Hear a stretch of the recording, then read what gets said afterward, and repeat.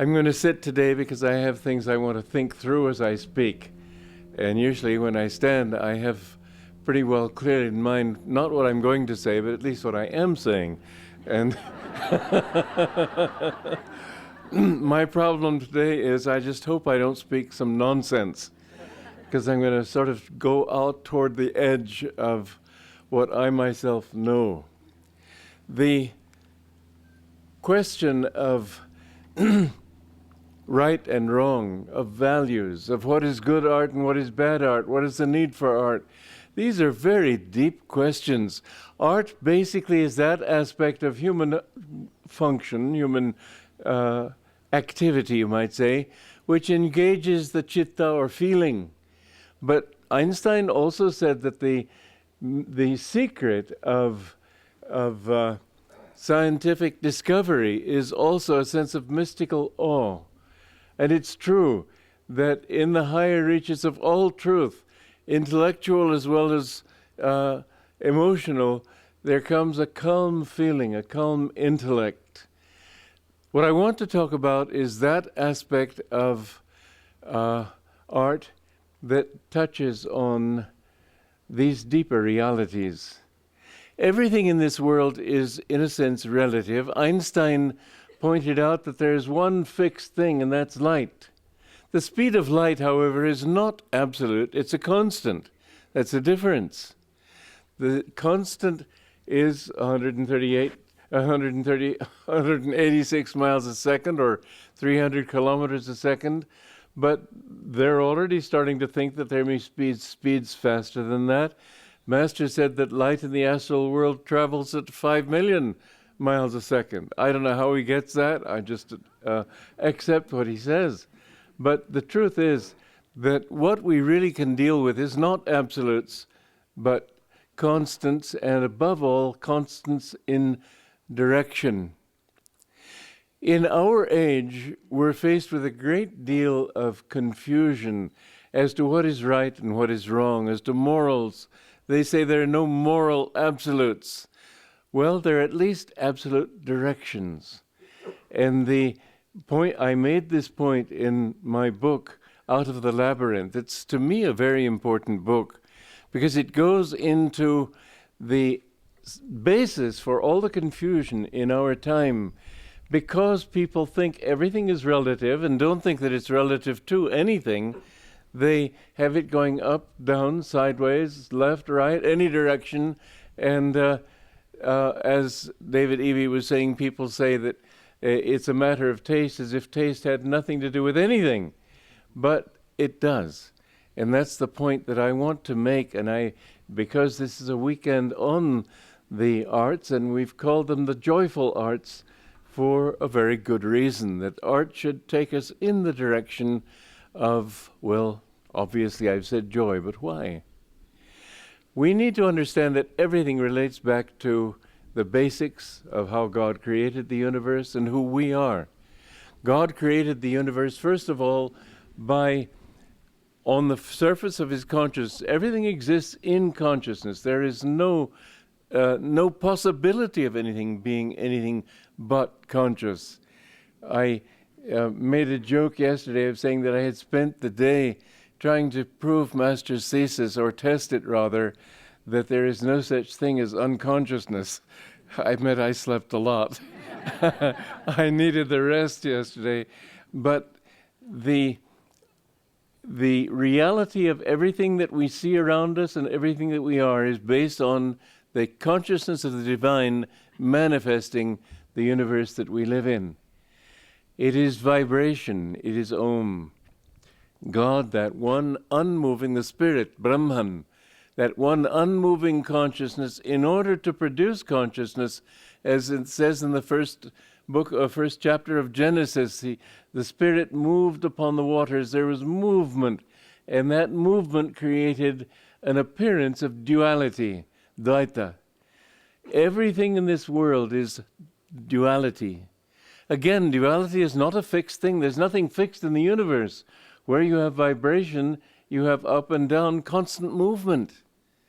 And it's a very interesting thing that just as a playground swing, the swing goes this way And as it reaches its apex, you might say, in one direction, already implicit in that position is its opposite. And in every one aspect of duality, there is already implicit in it the other aspect. And so you see that in the arts, there is always, for example, in happy songs, happy music, there's always implicit in it a certain sadness. And in sad music, there's always implicit in it a certain joy. These two are implicit in one another because they are part of the same one reality. People will say, yes, but when I'm suffering, I certainly don't like it. True. And yet, just think about the stories that you like to tell later. Isn't it so? I remember I was in Carnegie Hall, was it? No, it was, blast, I know it perfectly well, and you do. Where the symphonies are in New York. Where? What's the name? Lincoln, isn't it? Yeah. I was there, and Raphael Kubelik was directing a Smetana symphony. And I had bought a dictation machine that morning. And I've tried dictating, it just doesn't work. But anyway, I've tried it and I had it. So the salesman spoke into it to see if it was working. It was working, so I took it. It was in a pocket there, and just in a pause between two movements of this Smetana symphony, I thought, well, let me see if this dictation machine will record something at a distance like this. So I turned it up as high as it could to make sure that it would. And then I pressed the button. I pressed the wrong button. The whole hall was filled with, hello, testing, one. And the salesman had a very rough, sort of materialistic voice, so help me, he got up to 4 before I could finally. Well, you know, moments of supreme embarrassment like that are usually things you like to sweep under the carpet. But even as this was happening, something in the back of my mind was saying, what a great story this will be. And it's true that in everything, its opposite is already implied. And the duality of nature is, as I said, directional. There's a directional up, there's no supreme top. And the direction can't change the level of the ocean. Whatever the waves are, no matter how high they are, the ocean level remains the same, which means that for every high wave, there has to be a corresponding trough. Everything in the end has to balance itself out. So this is a part of the reality that we live and that we need to understand if we want to know what art or anything in life is really all about. Then, there are other aspects to it too.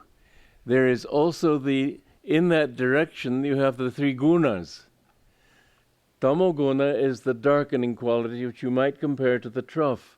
Rajoguna is that movement, which can go either downward or upward, but in a storm, let's say, you might call it the upward thrust of the wave, which then becomes a downward thrust. And finally, you have, and here I'm changing the metaphor around completely, and that's one of the beautiful things about philosophy, that you can't make an image that's perfect. For example, a high wave should be sattva, right? But, the trouble with the high wave is that it's the farthest from the ocean, and that which expresses the inner self is that which is closest to the ocean. Therefore, we have to say that the tamoguna really is the crest of the wave. The thrust has come up from rajoguna, and in tamoguna you have the crashing of the wave, the cresting and the turning into bubbles. And the low wave, same thing, but the middle, and a moderate, I meant the trough, but a moderate wave, that is sattva-guna. Now then, we have these opposites, we have these opposite directions. We need to understand that the ideal is not to push the wave higher and higher. And many people, you find that in a great deal of modern music, there's always this have to make it more exciting, more push it higher, higher, higher. You cannot have any end to that except a crash. Impossible. There are certain realities that will never change. These are realities. Now, when it comes to the individual, God created the little atom of ego, that little self which is in each of us, but we've come a long way to get up here. It is said that it's very difficult to reach human birth. I don't know where the difficulty is involved, in as much as there's not much effort involved until you reach human birth. But you are pushed, and it takes a long time. You know, in the Gita it speaks of God throwing this whole thing out with every day of Brahma. It's unbelievable when you think about the vast time. And indeed, well, I'll give you this horrible example of Buddha's explanation for why we should love everybody. Because at one time or another in the vast time span that we have been in outward manifestation, we have been close to everybody. Now that's pretty horrible, isn't it? When you think how long you've been coming.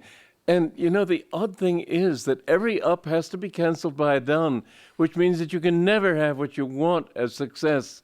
You can never have fulfillment. You can never have anything that you want, because once you've got it, it's got to crash again. And the sum total of all human effort has to be zero. Is it not ironic to think how hard, how long, and for how many lives people work to achieve fulfillment, and the result has to be, it cannot ever be anything but nothing? Do it all for nothing, and that's really what it is. There is nothing going on. It's all a show. Well, let's get back to the basics here. The ego. All art has to express this basic self and the way we understand this basic self in the body. I went to the Joffrey Ballet once when I was visiting New York a few years ago. And I saw a dance in which some bright fellow had thought that creativity means always being creative, and whatever you do, you create from that. Whatever you do, you create from that, and from that, and from that. Which meant that in the dance, they never did this and then this. It was always this. It was intensely dissatisfying. There is something in human nature that wants to bring you back to your center. Just as there is something in the ocean that goes up and down, it needs to come back to the center. So all art has to come back to that, and anybody who thinks, well, he's got a bright idea and he wants to change it, will be doing something that is unnatural and against his own nature. So anytime you want to create art, first of all, try to get an idea of who you are and what you are. Everything needs to come back to a center. I don't know much about painting. I've done a little bit, and this is where what I meant when I said I may be speaking garbage. I don't know, but I think that inasmuch as God is center everywhere, circumference nowhere, it seems to me that everything must begin at its center, and therefore I suspect that everything in art also has sort of a center of gravity, and whether it's in the center of the painting or not, it's got to have that focus. I'm a little out on a limb here. I don't mind anybody contradicting me, because the basic principles of what I'm saying are valid and are eternal. I remember I did this painting of the spiritual eye, and it was sort of an interesting experience for me, because I had a poem of my guru's, a prayer, which I wanted to give to the monks in SRF for Christmas. And I thought it would be lovely to have pictures in there. I knew nothing about how much it would cost to print colored pictures, so I just thought of several. There was a member in our Hollywood church who was German, and her daughter lived in Germany, and I'd seen some of her work, and I thought it was just beautiful.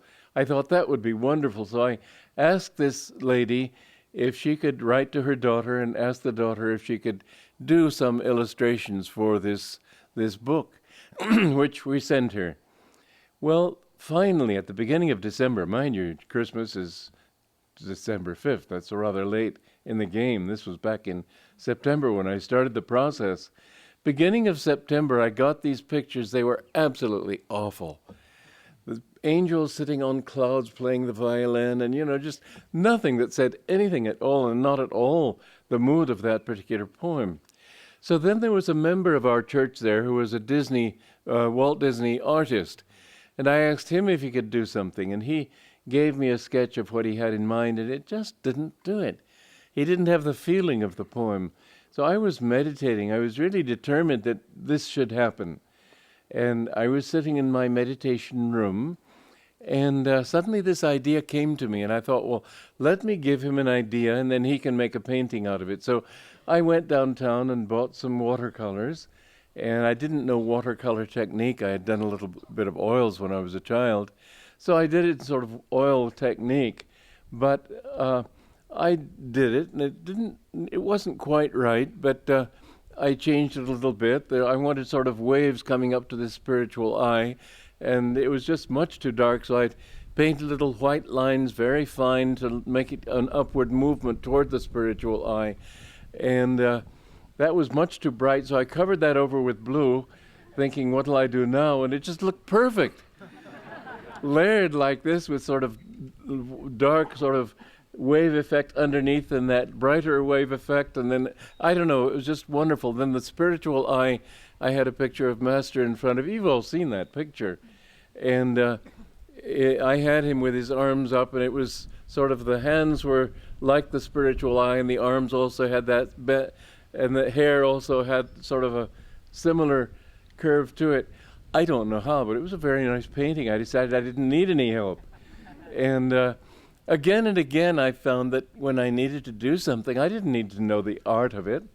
I needed to tune into it. And then it came, and it came quite nicely. In music, when I started writing music, yes, I had played the piano for hours on end as a child, so it's not as if I didn't know something about it. And I had studied singing, so that was no big problem. But I did take a course in music composition, but by then I had reached the point of being absolutely fed up with college. It wasn't giving me truth, it was giving me opinions. And so I didn't go to class. That's not the best way to pass a test, a course. And in fact, I didn't. I flunked it. But it was an interesting story how I came to write music in Yosemite, the beautiful park in California. I was there one week back in 1964. And I saw a couple of young men sitting on the railing of a bridge playing with the guitar, not singing well, rather out of tune. And I felt in the mood to sing, and I can sing. So I said, would you like me to sing for you? Oh, yes. They were very relieved. They'd wanted a little noise and couldn't. And so I sang for them, and they said, oh, you've just got to come to our party tonight. We're having a group of people, and if you can sing for us, it'll be so wonderful. So I did, and people liked it and all that. And the next day I was leaving, and, I had been put out of SRF, and I wanted to do something for Master which would not be a conflict with anything that they were doing. And I thought, well, if people like to hear me sing, and I like to sing, wouldn't that be a wonderful way to share with them? And so I thought, what had I sung?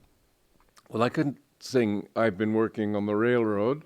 I couldn't sing those college songs, drunk last night, drunk the night before, gonna get drunk tonight like I never got drunk before. I couldn't do that kind of thing. And I had studied classical singing, and I knew quite a few songs in Italian and German and French and so on. But honestly, if you look at those classical songs, they say the same stupid stuff. I loved her and she left me and she done me wrong. I couldn't sing that. I thought, what am I going to sing that will have any meaning for me? I could have sung bhajans in Bengali and Hindi. That wouldn't mean much to American young people. I could have sung Master's chants. But I wanted to draw them to spirituality. Singing chants would alienate them unless they were already interested in spirituality. And so As I was driving away from Yosemite, the thought occurred to me, well, maybe I could write my own songs. You know, it's interesting because all my life melodies have gone through my head, and I've sort of thought, oh, that's very nice, and then let it go and forgotten about it. My first song, if you want to know, was written when I was at the age of 6, and I didn't write it, but I dreamed that there were these little ducks that came in sailor suits to my house, and they all were singing, "It's time to go to school." Well, I can't say that was my magnum opus, but I did have this thing in my mind. I've always felt melodies. I think in terms of melody. And so as soon as this thought came to my mind, maybe I could write my own songs, suddenly a beautiful song came to my mind. And I stopped at a milkshake stand and wrote this thing down on the paper napkin. And my brother had left a guitar, a Martin guitar, which is a very good model, at my parents' home where I was staying at the time. And so I got this guitar out and bought a book called Pete Singer's Guitar Singer's Guide, or Guitar Player's Guide, whatever, folk player, I don't know, you probably know it. Anyway, I wrote several songs, and I kind of liked them. The message was good. It said what I wanted to say. Somebody heard me singing and said, "Oh, would you give us a concert?" I said, "Sure." And then I thought, oh my God, I don't even know how to play the guitar. This was only a month after I'd taken up the instrument. So it really, the reason I accepted was that I knew that at least it would make me practice, and boy, did it. I worked at that for a whole week, just all the time. And then finally the evening came, and it was a full hall, 200 people. They wanted to create an atmosphere, so they turned all the lights out, and they had one candle burning on the mantelpiece behind me. Well, if there was one thing I desperately needed to do was be able to see those strings. But somehow I sang a few Indian bhajans. I sang some of my own songs and told stories. It was a success, and people liked it. And afterwards somebody came to me, he said, "You know, I'm a music major at Cal State." And he said, "Those are some pretty interesting chords you have." Well, yeah, I don't know about interesting, but definitely unusual. And anyway, from then on, I've written over 400 pieces of music, and gradually it took me time. I didn't know chords. I had only played what was written on the music sheet for the piano, but I didn't know chording at all. But there are rules in these things, and this is the point I'm trying to get at. You don't need to learn the facts. All you need to do is discover what makes sense. And if you get this central truth of what you are, who you are, all these things work themselves out. The spine is comparable to the tonic note. Music should always come back to the tonic note, do. La, la, la, la, la, la, la, la. That should be the final note. It doesn't have to be, but it should be usually. I have that song in the piano sonata in the third movement. Lord, I long to see thee. Lord, I long to see thee. Lord, I long to see thee. Lord, I long to see. That's not the tonic. You almost want it to go thee, right? But it doesn't do that. And so it demands that the piano come in and play everything else. And finally it does come back to that. But you aren't satisfied, just as I was not satisfied with that Joffrey ballet, when it just kept spinning on and on and on, didn't come back to the center. In music, the center is that first note of the scale. And there are times when you don't want to do that, but it's got to be deliberate, it's got to be very conscious. A song that I wrote, it was an interesting thing. I'd taken, many of the songs I've written were because I'd done slideshows. I'd taken slides of different parts, and one of them was of the Mediterranean on the Amalfi coast. And there was one monastery there, and I wanted a song for that picture of the monastery. The normal picture of a monastery would be another thing. This was a place where tourists were invited. It was no longer a place where monks lived anymore. So I thought, well, I want a monastic sound, but it can't stay that way. It's got to be sort of touristy also. Has to bring in more modern consciousness. So I tried the Gregorian chant. You've heard it here. Long I've called you, my Lord, long I've called you. That's Gregorian in feel. Many years I have longed for your sight. Then it was time to break out of that. So, bathe the darkness with tears. See, that takes it out of that mold. You see how the mood changes. This is something that I discovered in writing music, that music is a language, and it expresses thoughts and expresses feelings. And anybody who just makes a pattern out of art is just not doing art. It has to have, even as science has to have that sense of mystical awe, you have to have the feeling everything is not just a manifestation of consciousness, everything is an expression of consciousness. And the more you can understand that everything you do expresses consciousness in one way or another, even if it expresses confusion or doubt or uncertainty. All these things are expressed in movement, in everything that you do, except if you're, like I was trying to be yesterday, unconscious, or the day before yesterday. But even then there's something that's always there. If you have... Okay, let's go back to yoga. The spine is the center. Everything begins at that center. You have the Ira and the Pingala. When you inhale, the breath comes up and the energy comes up through Ira on the left side of the spine. When you exhale, breath goes down in Pingala. And this is a universal experience, that when you feel happy, you tend to inhale because the energy is coming up toward your head. That's a natural movement for it. And so you see something beautiful. Isn't it so? You don't find people saying, unless they don't like it. And you never find people sighing and saying, oh, I'm so happy. And there are directions also, and it's universal. When you feel good, there's an upward movement. And you tend to look up, you tend to smile, you tend to... you use expressions like, I feel uplifted, I feel high, I feel exalted, or I feel low, I feel depressed, I feel downcast. These are universal things, and these must be taken into account when you create art. They're also universal symbols, and for example, we are made in the image of God, it says in the Bible. Yogananda explained that this is a much more subtle and true thing than people realize, that the spiritual eye has a 5-pointed star in the center. And if you stand with your arms out and your legs spread out, you find that you are a physical expression of the 5-pointed star, with the head up above, 2 points and 2 points. And an interesting thing is that if you take that symbol and turn it upside down, as the communists do in China, it becomes a negative symbol. The swastika is a symbol.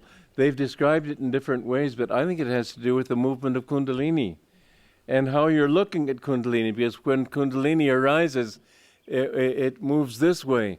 But when you're looking at that same movement down, it goes in the opposite direction. But the Nazis used the swastika, which would be ordinarily a spiritual symbol, but the colors they used were dark colors. Black on white to emphasize the black, and then red around it. Those are dark colors. The colors you think of, you're naturally drawn to colors that are sort of expressive of who you are. The thought of the aura around your body is an actuality.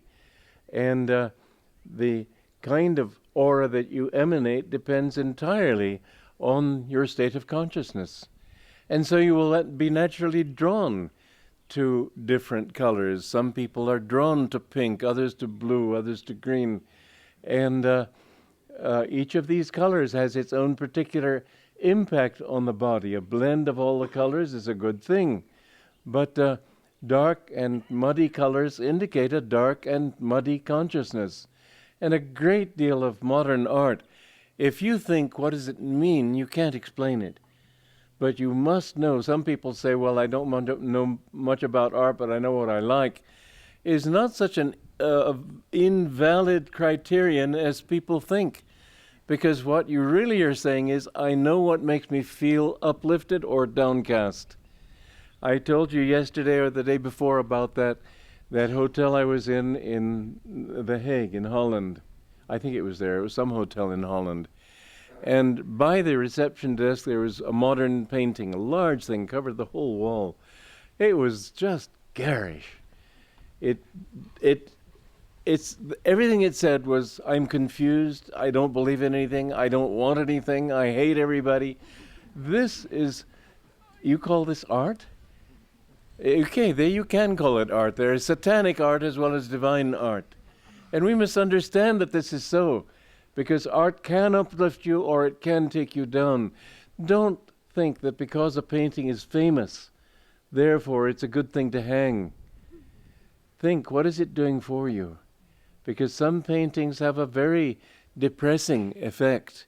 And it may be a great artist and it may be worth millions of dollars, but I wouldn't want to go near it. I'd rather have something daubed that made me cheerful at least. So that's the next question. Why should I want to be cheerful? If there are no absolutes, why be cheerful? The answer to that was given us by Swami Shankaracharya, Adi Shankaracharya, the first one. He said that everybody in the world is looking for one thing, Satchidananda. That was his definition. You know, when Buddha came, many Buddhists got the misimpression of his teachings because he didn't talk about God. He wanted people to think in terms of not, God, you do everything for me. After all, finally it comes down to what you do for yourself. Like one of the disciples of Yogananda was too light and joking all the time and so on. And so Yogananda said to him, why aren't you more serious? Don't keep everybody rollicking all the time. It's good to have fun and to joke sometimes, but not all the time. And this boy said, well, I know, sir, I'd like to change, but how can I do so without your blessings? Yogananda said, my blessings are there already. God's blessings are there. It's your blessings that are lacking. We can't just wait for God to do it all. We've got to do everything we can. Granted, it isn't much compared to what we have to reach. But until you move in that direction, He can't help you. It is finally His work, His energy, His wisdom, His everything, His grace finally that does it. But you're not going to, if you have a cup and you turn it upside down, nobody's going to be able to fill it with liquid. You have to make the effort to turn your cup upright. You have to make the effort to reach up, to look up. That's the whole story of the Bhagavad Gita. The war of Kurukshetra is not just a worldly battle. It also was that. It was a historic occasion. And there are occasions when there is righteous war. If some country were to invade us, it would be right and spiritually right to protect ourselves, to defend ourselves. But the Gita was much deeper than that. That's why in the very first stanza, it sets the tone for the whole Gita. It says, on the field, my children, the Kauravas and the Pandava children, what did they? Now, Dhritarashtra was the blind mind. Dhritarashtra, being blind, and the mind is blind. It can only see through the senses. It doesn't understand. Intellect is what says, oh, that's a horse. Mind doesn't know that. It just perceives the images. So it's blind. But he asks of Sanjaya, who represents introspection, to tell him what about the war. And the interesting thing is that, you know, if you're, let's say that you're in the kitchen having to cook and somebody else is watching a football game, you don't ask what happened, you ask what's happening. The natural question to ask would be, what's happening? Who's winning? What Dhritarashtra asks is, who won? That is the key to the whole Gita. Introspection looks backward. It doesn't look at the moment. When you're involved in a great physical, mental, spiritual test, you're too involved to be able to think whether I'm winning or not. When somebody hits you, if you're fighting on the battlefield, let's say with swords, and somebody hits you, you don't say, oh, why'd you do that to me?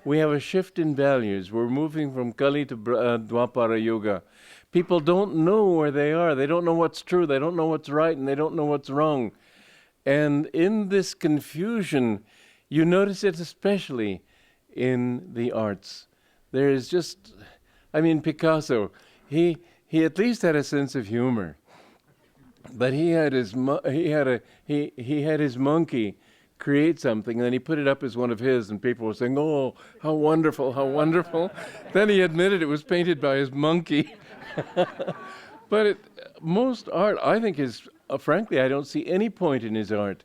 These disjointed figures and so on, that it should bring you back to some harmony in yourself. This is trying to split your personality, trying to split your own being, trying to make you confused about everything. Yeah, he can do a good job about it. I mentioned yesterday this simple truth, that if you want to get pressure from a hose, water pressure through a hose, you can turn it on at the faucet, which means more inspiration in my analogy here, or you can squeeze the tip of the hose. And the more tightly you squeeze it, if there's pressure, the more powerful that spray will be. And so, yeah, you can get energy, and everybody knows that art should express energy, and so they can't get energy except by squeezing their hearts and expressing anger and jealousy and hate and all these negative emotions. You find that modern music, modern art, all the arts, they think they're giving you something worthwhile by squeezing their hearts, by not having any flow of love and joy. But we all want joy. This is what Shankara was saying. In answer to Buddha's statement, it isn't he that said it. Buddha never was an atheist.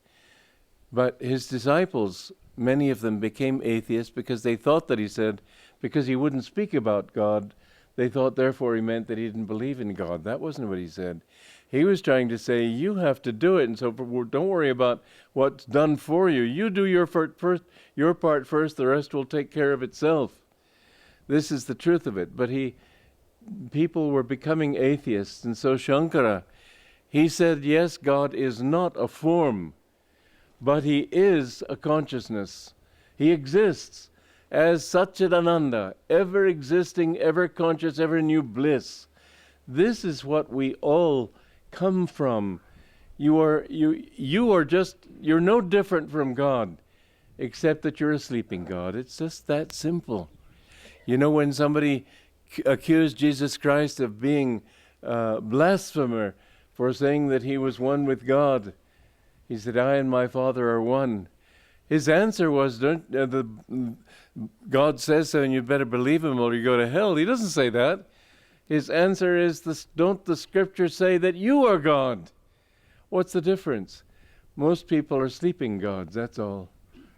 They have this, they become this little ego, and gradually the ego has to begin to wake up and to realize that it's the same self in all selves. And so anything that you do that brings you towards Satchidananda or bliss is going to be something that lifts your ego into higher awareness, which comes from raising the energy up the spine, not from lowering it, which comes from expanding your consciousness to include the consciousness of others. Therefore, art that is unkind, art that is brutal, art that is insensitive, can be good art, but it can be very unspiritual art. Spiritually, it can be a disease. And I think most art today needs to be called a disease, because it's an infectious disease. You listen to it, and it takes your mind away from what you yourself want. So I say, if you have any works of paintings, for example, on your walls that are very well done, but that don't express something that lifts you, burn them. Or sell them if you like, but I'd say burn them. Sometimes I buy a book and I don't like that book at all. I don't want to give it away or sell it or anything. I'd rather not spread that disease. I throw it away. The thing that we need to do is look for that art that is, if it's true, will be kind. Art, there's a beautiful thing in the life of Leonardo da Vinci. He enjoyed painting even ugly people. And you might think, well, that was terrible. But he saw beauty in that. He saw that in that ugliness there is still that divine. If you have the vision of bliss, if you have joy in your heart, you don't look at the outward form. You look at the heart. And some people who are not beautiful outwardly are really beautiful. And other people who are beautiful physically are just sepulchres, just waiting to be buried. As Jesus said, let the dead bury their dead.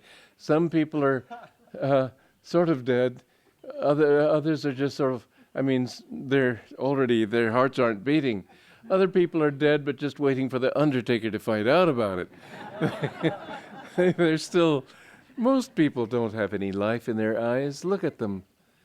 When you see people, worldly people, you can see in their eyes, they're sort of blobs of meat. One thing beautiful about people when they come onto the spiritual path is that their eyes become more beautiful, their voices become sweeter. I was saying to Sri Karthikayan last evening, our singers have never been professional singers, but by practicing meditation, practicing yoga, their voices become sweet. And one of the wonderful things that we've experienced here is that people will come for the first time and you can see in their eyes, in their faces, all the tensions of the world and the worries and so on. And after just a few days, they become completely different.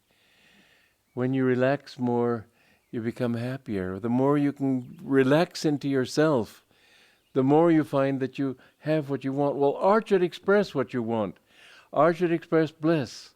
Art should express joy and expansion and kindness, not because it's a matter of taste, but because art should reflect back to us what we want to be. Art should not make us more confused. It's easy to confuse people, but it should help to give us solutions. And that solution can only come. You can't say, so the solution is to paint upwards, right? You'll make a mess of it. You've got to have that consciousness. And when it comes, it just is amazing how naturally it comes. You don't have to work for it. When I wrote chords, I didn't know chords, but I knew that it had to be that. And Mozart could come and tell me, I don't think that chord is right. And I would have to say that it's right for what I'm trying to say. There's not a single note that I've ever written has not been written with my full sincerity. I don't know the rules. I know that it works, and I know that it lifts my consciousness. And a gratifying thing for me is that many other people know it too. When you have that, for instance, a disharmony, you just know that you stretch it a little bit, you want it. Life, if you're all just plain, it would be absolutely boring. You need a little excitement. You need a little stress, but you want it to be resolved. And sometimes, because I always, when I ask God to give me a melody, I have to have a clear idea in my mind what I want to say. I was talking about cloisters, for example. Let me go back to that. Long I've called you, my Lord, long I've called you. Many years I have longed for your sight. Bathe the darkness with tears. See, that's a modern sound. Takes it out of that mode of devotion. Then you need to repeat that to make it clear that you mean that. Offered candles in prayer to your light. Now, what would modern music do? How much longer, friend? You can't do that. It would become emotional, and emotion and feeling, they're related, but they're not. True feeling is intuitive. Emotion can take you outward into the senses and downward. And so I held it in, and I said, how much longer, friend, instead of friend, how much longer, friend, must I cry your name? I am yours, ever yours. Now, how does the song normally end? Will you come, right? But I didn't want it to end. I wanted it to go out into infinity. So the song ends, I am yours, ever yours, will you come? See, that's not the tonic. There are times when you want, but you must know what you're doing. You must do it deliberately, and when you do, it takes you out into infinity instead of, well, back here. When you do it deliberately, then it can be right. But the point is that there are realities, there are rules, and it's not as if you create them, you have to discover them. And I found that certain chords just worked, and other chords didn't say what I wanted to. Sometimes I've had David Miller arrange my music for me sometimes, and I've told him sometimes, no, that's not the right chord. And he says, well, what chord do you want? Well, I don't know music. So I say, well, come into my office where I have my keyboard, and I play the chord. I don't know what it is. And he'll say, oh, that's a G sharp 7th, whatever or other. I don't know. But it works. Anything else didn't work. When you know, then that's it. And sometimes I've found that I didn't have any idea. It just seemed too much. When I did a slideshow, I called it Different Worlds. It was pictures I had taken of people in different parts of the world, different countries, different nationalities, different races. And I showed the unanimity in all these different worlds. When people are at certain levels of consciousness, they all show the same thing. That if their consciousness is down, they show it. And if it's up, they show it. And if they serve other people, they show it. And so I showed that in all these different worlds we live in, it's really a matter of how the gunas express through us, as the Bhagavad Gita puts it. When we have the right frame of mind, then automatically people express that thing. Now, I wanted a piece of music, and I didn't want it broken up because I had many short pieces, but basically the whole show was to show universal truths that were for the whole thing, not just separate truths. And so I wanted a melody that expressed the human condition. It seemed absolutely impossible. Sadness, aspiration, longing, happiness, sorrow, despair, ambition, failure, all these things that people go through, you can't express them all individually, but something that would sort of encapsulate that. I didn't know what to do. It seemed like I'd never get that one. One day, I sat down at the piano and I put my fingers on the keyboard. And I said, God, give me a melody. And I cooperated with what was coming, and a melody came out. And I had a lady cooking in the kitchen up above. She said, that's perfect for a different world. Well, it was. Would you play it? Tell me if this doesn't feel that way to you.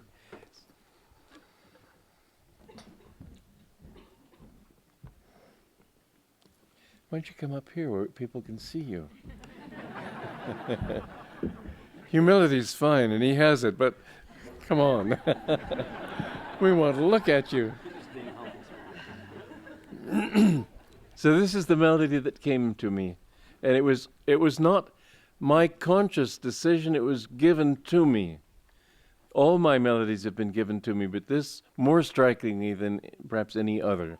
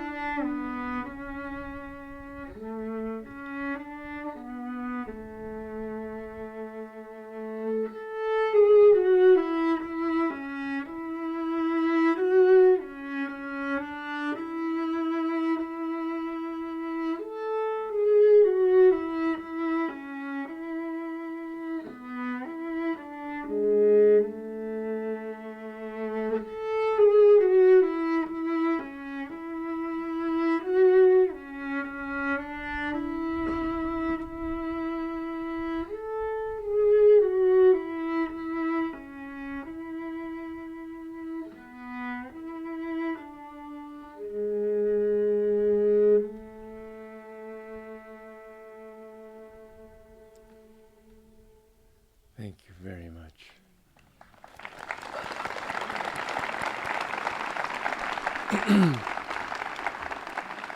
Underlying all human life, there's a certain sadness.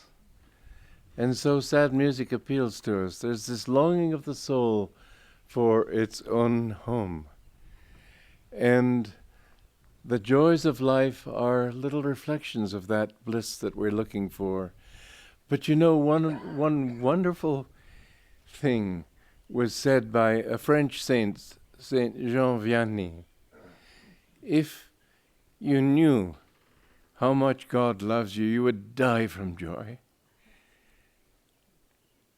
The fulfillment of all this seeking that we go through, and we go through so many stories, dramas for God knows how many incarnations, days perhaps, and days of Brahma.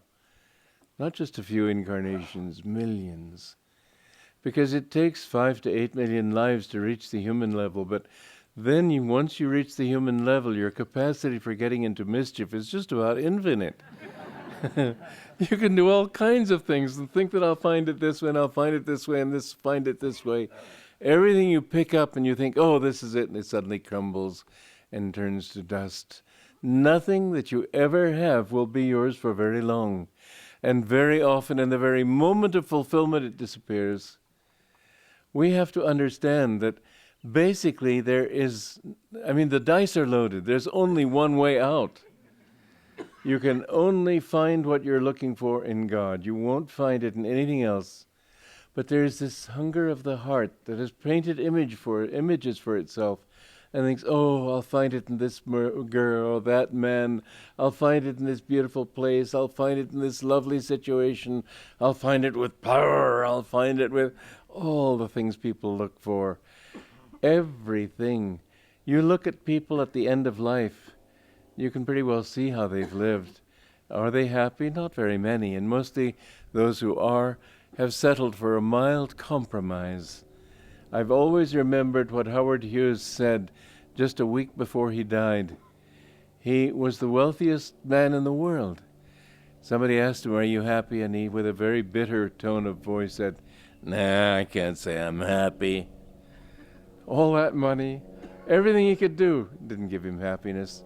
In fact, the more money you have, often the worse and trouble you're in. Because although you have all this money, you only have one body. You can't satisfy 1 million desires at once. So you get one and you don't have that one. You don't have those other 900,099. The richer you get, often the more frustrated you are. There's only one way out. And music should point us in that direction. Art should point us in that direction. And I wanted to do one more thing for you, because I've spoken about melody as expressing aspiration. But there's much more to music than melody. There's chords, I've mentioned them, and rhythm, too. Louis, come. Where's Louis? I'd like to sing you a song that I wrote all on one note. And you might think, well, what kind of a melody is that? Just one note. But with rhythm, you'll find that it has an effect. Can you be heard? Yes, sir, I think it should be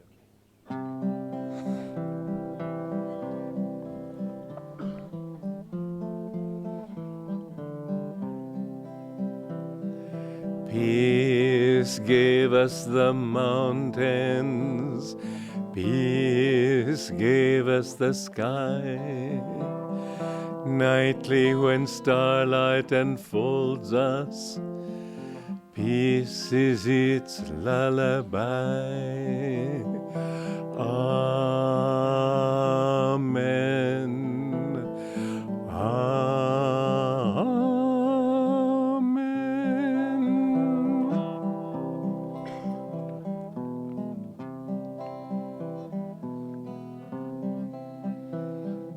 Peace gave us the morning, peace gave us the sun, bird songs that call us to welcome day and fresh labors begun.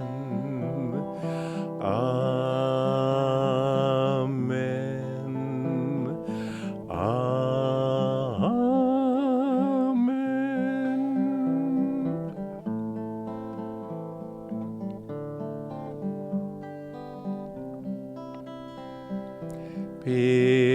gave us the seasons. Peace gave us the rain. Cool clouds that gather to bless us. Mist hands that soothe away pain. Amen. Amen.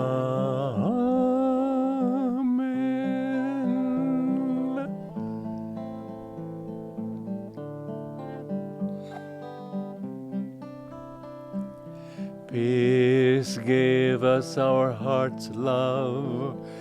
Peace gave us our smiles. Rays of thy presence within us. Light that all strife reconciles. Amen. Amen.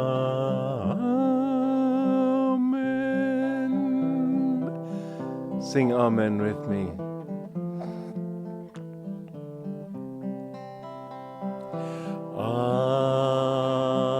Amen. Amen.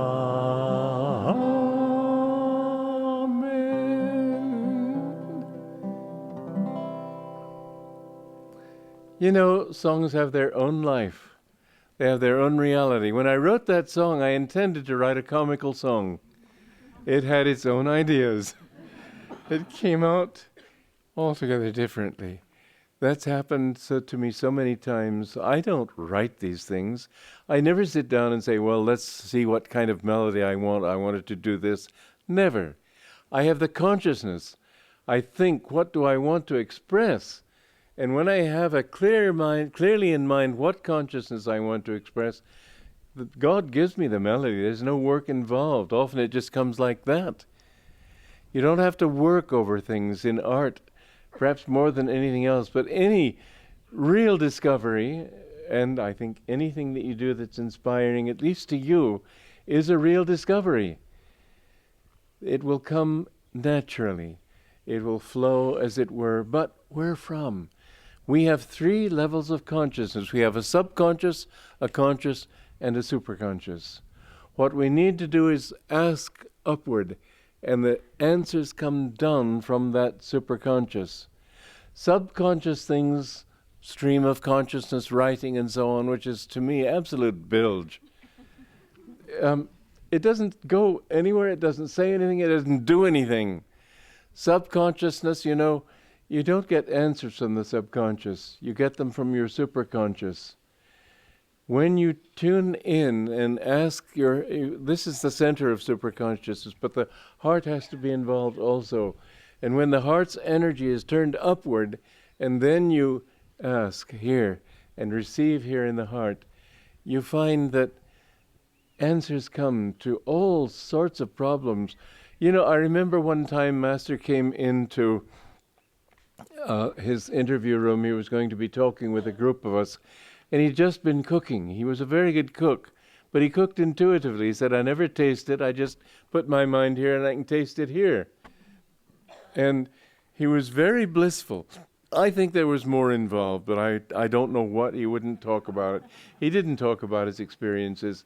Still, part of that bliss was that he had got the taste right. It was everything you do can be an art. Why is it that Mother's cooking is always special? Because she cooks with love. And you go to a restaurant. I remember a restaurant in Calcutta that we used to go to, the Sky Room. And they made good food. And we wanted something Western sometimes because our palates were accustomed to Western food. And I love Indian food, but too much sometimes can be a little too much. And so we went to the Sky Room. Sure, the food tasted good. Thank you. The food tasted good, but I always came away feeling heavy because the consciousness wasn't cooked right. There was a thing in the Reader's Digest years ago about a woman who, her bread was supposed to be good. She called it mad bread. Whenever she was angry, she would knead her bread with special energy. Frankly, I don't think I'd want to eat that bread. I think if you're insensitive, you can say, well, it tastes good, but there's something else with it. anything you do expresses your consciousness. Try to understand that when you walk, when you chat with people, when you sit, when you're doing nothing. Try to understand that everything you do expresses who you are and what you are, your consciousness. Try to be uplifted in your consciousness. This is what is so wonderful about having a community like Ananda, where people come to live for God and share in God, and when they are kind to each other and not always trying to tear people down. I've mentioned this story to some of you, but it was a very interesting thing. New York tends to be a rather harsh, often nasty city. There are wonderful people in New York, but the overall consciousness, I remember I opened a door and somebody bashed into it passing by, and I said, "Excuse me," and he said, "Look where you're going." Of course, it was his problem. I didn't. But I remember I went to Stroudsburg, which is almost like a suburb of New York, although it's in Pennsylvania, and my hostess asked me to sing some of my songs for her guests. And they were having an outdoor sort of a picnic party afterwards. So I sang a song, and people sort of looked. I thought, well, I don't want to impose my music. On the other hand, I don't want to be ungracious as a guest. She had asked me to sing. So I sang another one. I sang a third, and then I said, well, let's go and have dinner. There was a stampede for the table. So I figured that, well, not everybody will like my music. It's not so surprising. People have different tastes. It didn't matter to me. But I was in the car with one of them. He was sort of you might say, the ringleader afterwards the next day. And so I just happened to ask him, how did you like my music? It was all right, I guess. In fact, I have a cassette of it, and I play it every day when I go to work. I ask you. Couldn't he say he loved it, for God's sake? Did he have to say it's just all right, I guess? That consciousness of not daring to express your feelings unless they're negative for fear that somebody will stab you or mock you or make fun of you, that's a terrible state of consciousness. And that's something you don't find in this community. People are kind to each other. They help one another. You know, in any small community, people always know what's going on with everybody else. But they're there to help and not to just gossip and tear down. I say this is the only sane way to live. And I think that the most important thing happening on the planet today... Grazie. Thank you, Linda. She has the same last name as I, Walters, so we figure maybe we're relatives. And I think that look at what Marxist communism did to instill communist concepts in Russia and China. They had to kill an estimated 100 million of their own people, not enemies, their own people, just to get everybody agreeing. And finally, the others in terror agree. To get people to do what they want, they try to instill fear in them. Well, that works up to a certain point, but it works so much better when you can inspire hope and confidence and make them relax and do what they feel to do from inside, instead of feeling that everything they do is a mistake or might be taken as one. In communities like this, we can set an example, and are setting an example, that is bringing people from all over the world, because they say it's possible to live in harmony. What a wonderful way to live. I know that this community is already sharing the possibility of living happily and kindly with other people in the world. And I believe that this, more than anything else, is what can change the world. Politics won't do it. Wars won't do it. Governmental reforms won't do it. But people, if they can set an example and not just talk about things, then other people can decide whether they like it or not. And everybody wants such an Ananda because we're made from that. And so everybody is going to say, well, I want to be that way myself. How much nicer it is to be happy than to be unhappy. Some people hug their unhappiness to them, but there is something inside them that makes everybody long for that which sooner or later every one of us has to become. What Buddha became, what Krishna became, what Jesus Christ became, what Yogananda became, every one of us has to be like that. We are the same as they. We just haven't learned all the tricks yet. Haven't worked it all out yet. We're still asleep. We have to wake up. But there's no difference between you and the highest that ever was, because you can't get higher than God, and your goal is to become one with God. And do you know how old you are? As old as God. Which is to say you don't have any age at all. It's such an amazing thing to think that after all the countless incarnations, when you get out of it, you don't think about it. It just seems so, at the end of a new movie where everything is going wrong and finally it comes right and you say, what a great story. I learned so much. That's how it is, only millions and millions of times more when you get out of Maya. So art, if it is to fulfill a divine mission, and everything on earth is a divine mission if people understand it, then it should be that which will help you to uplift your consciousness through color, through form, through melody, through harmony, through rhythm. All these things can be uplifting or degrading. Which do you choose? You must always ask, who am I? And does it express this? And you'll be able to understand what good art is and bad art. Technique, well, that's secondary.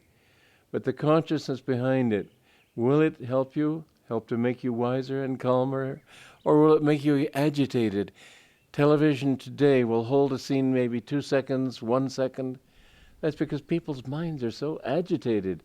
And so you want to be realistic and give them agitated art? Well, do it. They might even buy it.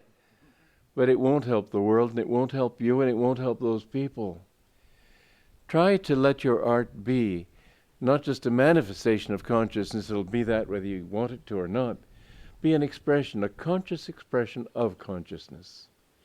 Now, I've asked Sri Kartikeyan if he would be so kind as to come up and say a few words also. I mean, those who are fortunate enough to belong to this great spiritual family, and those who have been fortunate enough to have met this great master much earlier in life, I want to congratulate you. I am envious of you. There is a place called Ananda in the Himalayas, above Rishikesh. Because Himalayas are beautiful and all right. It's a 7-star spa. I've been here not even 24 hours, but I can say this is a far more blissful place than that. It's so beautiful, the environment, the nature, and the people, the attitudes. I find only joyful, peaceful faces all around me since last evening. Because we know the cause. Of course, Swamiji is here. Illustrious line of great masters.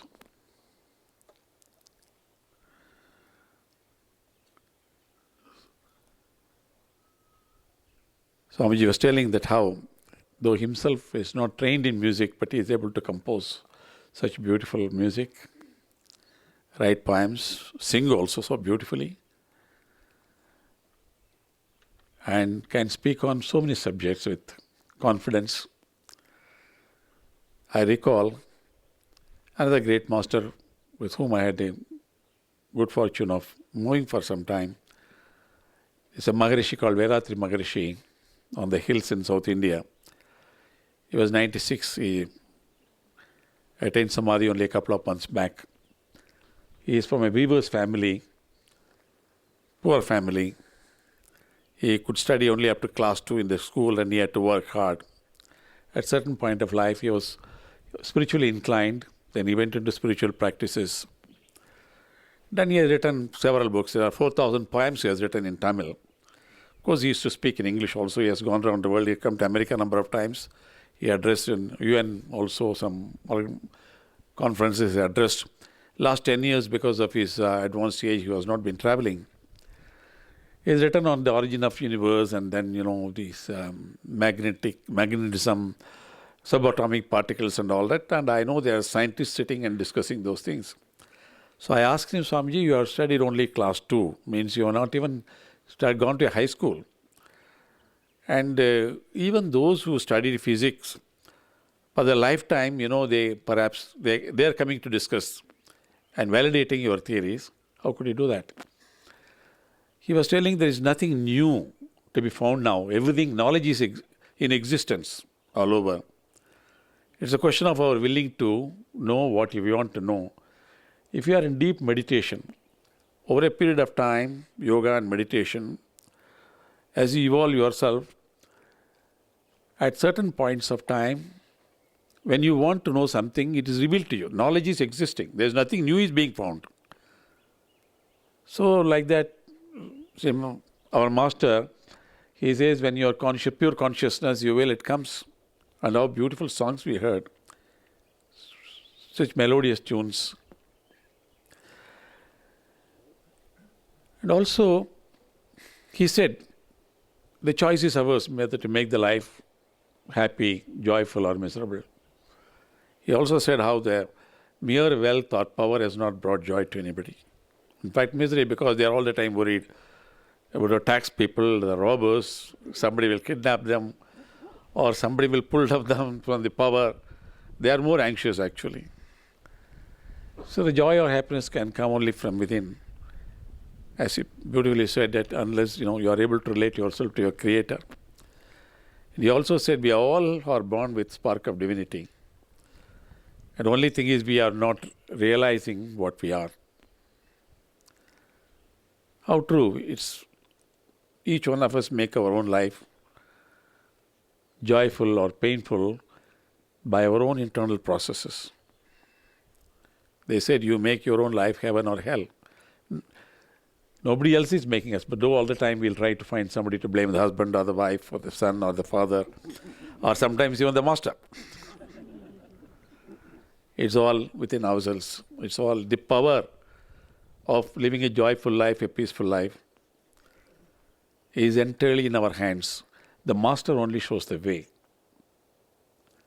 But for that you must have the right type of master. I'm so happy and privileged that, only a few months back, I happened to meet this great soul.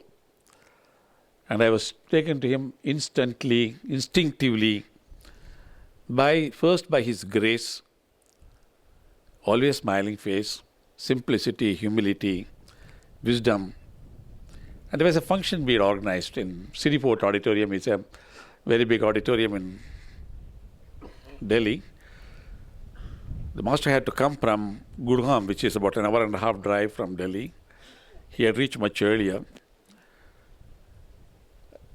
The chief minister was to come. All the political people are very busy people. There was a bomb blast the previous night in one part of Delhi, so she was busy in something. But she has been telling me on the phone, no, I'm reaching, but don't wait to start the process. She did come. She was gracious enough to come and all that. Then all the speakers, they are all eminent personalities. They took much longer time than they are supposed to speak. The audience the hall was full. They were all there waiting to listen to the master. But I was observing him throughout the evening. So he had to cut short the speech for only 10 minutes. But there was not a sign of annoyance on his face. I had a good fortune of being, called by many masters. I have moved with them. They are great in their own way. They are doing good in their own way, I know. But I have not come across anyone else who would have been maintained so much of equanimity and tranquility in the situation. At the age of 80, he has traveled all the way, about 4 hours. And he knew that the audience was waiting to listen to him and he was not in a position to speak. But no trace of annoyance. I'm telling this to so many other masters also. I said, I met a great person. I tell them, I met a great personality. Like that, I told my president also, President of India, when I told him you must see him, I was telling this instance, I said it's not because of being pretending. I was watching closely. There was not a trace.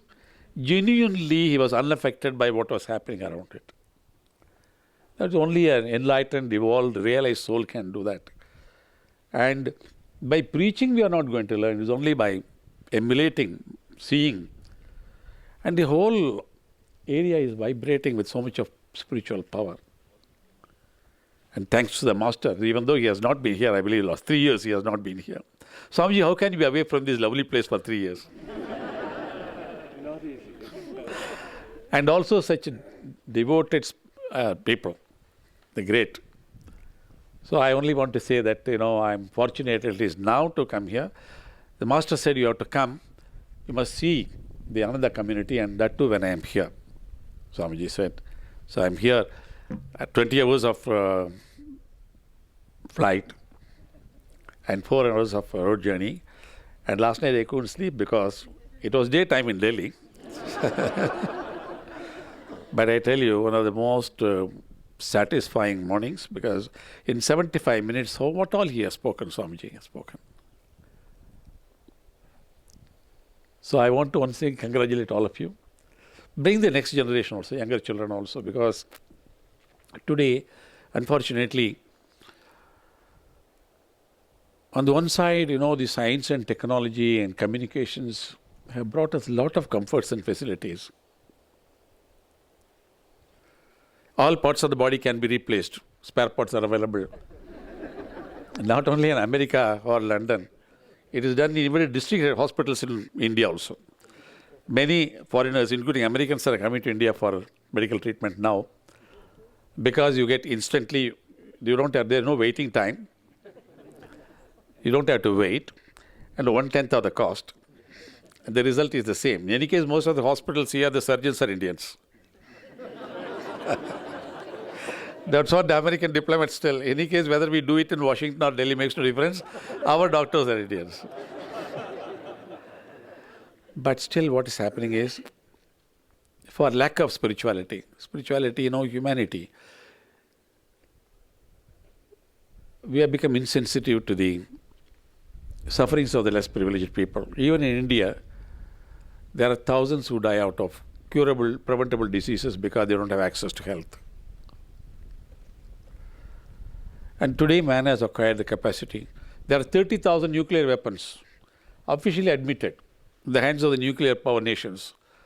And each one of them are much more destructive capacity than what were dropped on Hiroshima and Nagasaki.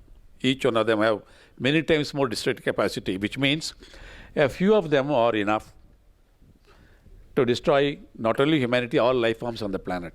It's a reality. It's admitted by the very scientists who have created them. But man cannot create one life, cannot create a drop of blood. The blood can be created only by the God-given body. So we have acquired our destructive capacity so much. And there is so much of jealousy and bitterness.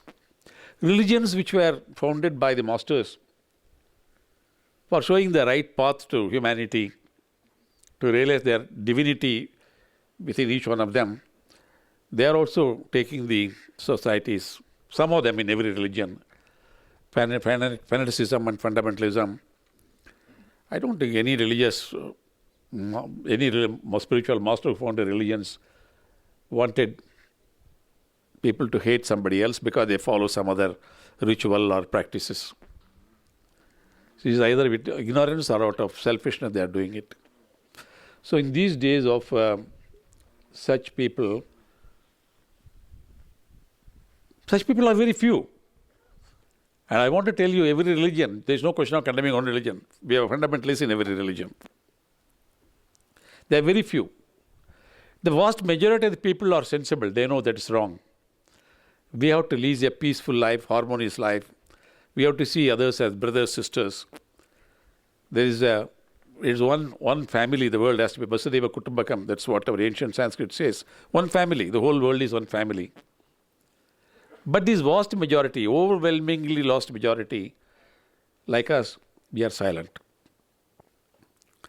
The few fundamentalists in every religion, they are very vocal. They make all the noise.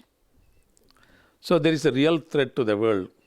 Existence, forget prosperity, existence of humanity as a whole. So that's why we need masters like him. Go around the world. Communities like to be replicated in many other parts so that, we spread message of peace. You can say, what is it? Few of us can do it. Somebody asked Mother Teresa, you know, that great lady, the India declared holiday when she passed away. It has not been done for any other spiritual, religious master in the country. Not even the Hindu master. It's a overwhelmingly Hindu nation. When Mother Teresa passed away, declared holiday, the highest national award was given to her. They asked her, you are a little old lady, what is it you are going to do? You go to streets of Calcutta, you pick up a few children, few persons suffering from leprosy, but the problem is so big. She said, I don't bother about what others do. Whatever I can, I will do it. So if I sit on the bank of the still lake and throw a pebble, I see the ripples, around for some time. But it goes till the bank.